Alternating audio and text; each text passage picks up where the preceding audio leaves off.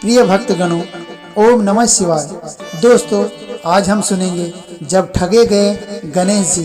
तो आइए सुनते हैं, बहुत ही सुंदर सी कहानी है। आप लोग कृपया वीडियो में अंत तक जरूर बने रहिएगा। गणेश जी विघ्न विनाशक व शीघ्र प्रसन्न होने वाले देवता है। अगर कोई सच्चे मन से गणेश जी की वंदना करता है तो गौरी नंदन तुरंत प्रसन्न होकर उसे आशीर्वाद प्रदान करते हैं। वैसे भी गणेश जी जिस स्थान पर निवास करते हैं, उनकी दोनों पत्नियां रिद्धि तथा सिद्धि भी उनके साथ रहती है। उनके दोनों पुत्र शुभ व लाभ का आगमन भी गणेश जी के साथ ही होता है। कभी कभी तो भक्त भगवान को असमंजस में डाल देते हैं। पूजा पाठ व भक्ति का जो वरदान मांगते हैं वह निराला होता है। काफी समय पहले की बात है, एक गांव में एक अंधी बुढ़िया रहती थी। वह गणेश जी की परम भक्त थी। आंखों से भले ही दिखाई नहीं देता था, परंतु वह सुबह शाम गणेश जी की बंदगी में मग्न रहती। नित्य गणेश जी की प्रतिमा के आगे बैठकर उनकी स्तुति करती, भजन गाती व समाधि में लीन रहती। गणेश जी बुढ़िया की भक्ति से प्रसन्न हुए। उन्होंने सोचा, यह बुढ़िया नित्य हमारा स्मरण करती है, परंतु बदले में कभी कुछ नहीं मांगती। भक्ति का फल तो उसे मिलना ही चाहिए। ऐसा सोचकर गणेश जी एक दिन बुढ़िया के सम्मुख प्रकट हुए तथा बोले, माई, तुम हमारी सच्ची भक्त हो। जिस श्रद्धा व विश्वास से हमारा स्मरण करती हो, हम उससे प्रसन्न हैं। अतः तुम जो वरदान चाहो मांग सकती हो। बुढ़िया बोली, प्रभु, मैं तो आपकी भक्ति प्रेम भाव से करती हूँ। मांगने का तो मैंने कभी सोचा ही नहीं, अतः मुझे कुछ नहीं चाहिए। गणेश जी पुनः बोले, हम वरदान देने के लिए आए हैं। बुढ़िया बोली, हे ईश्वर, मुझे मांगना तो नहीं आता। अगर आप कहें तो मैं कल मांग लूंगी।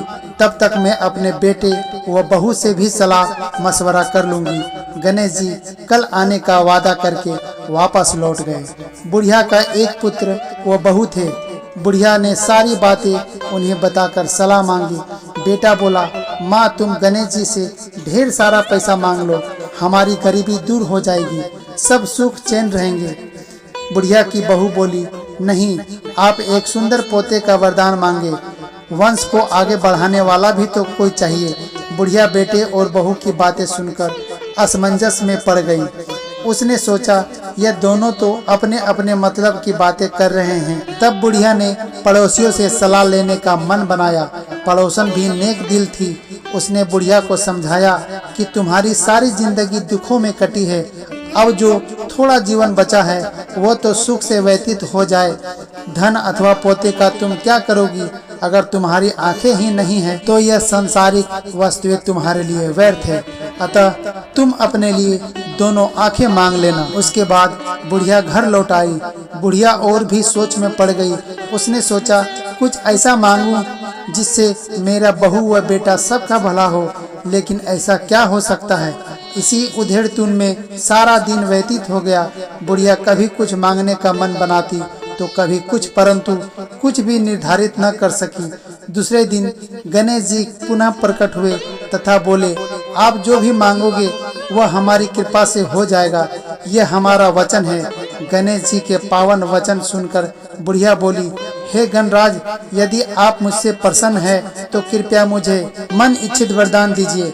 मैं अपने पोते को सोने के गिलास में दूध पीते हुए देखना चाहती हूँ।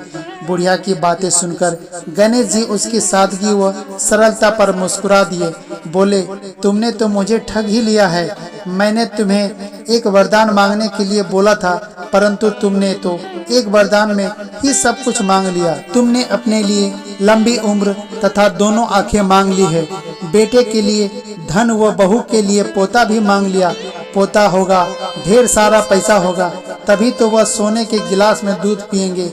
पोते को देखने के लिए तुम जिंदा रहोगी, तभी तो देख पाओगी। अब देखने के लिए दो आंखें भी देने ही पड़ेगी। फिर भी वो बोले, जो तुमने मांगा वे सब सत्य होगा। यूं कहकर गणेश जी अंतर्ध्यान हो गए। कुछ समय पाकर गणेश जी की कृपा से बुढ़िया के घर पोता हुआ। बेटे का कारोबार चल निकला तथा बुढ़िया की आंखें की रोशनी वापस लौट आई। बुढ़िया अपने परिवार सहित सुखपूर्वक जीवन व्यतीत करने लगी। प्रिय भक्तगणों, वीडियो अच्छी लगी हो तो वीडियो को एक लाइक और चैनल में नए हैं तो चैनल को सब्सक्राइब जरूर कर लीजिएगा। तो चलिए फिर मिलते हैं अगले वीडियो में। तब तक के लिए अपना ख्याल रखिएगा। भोलेनाथ आप लोगों पर कृपा बनाए रखे। ओम नमः शिवाय।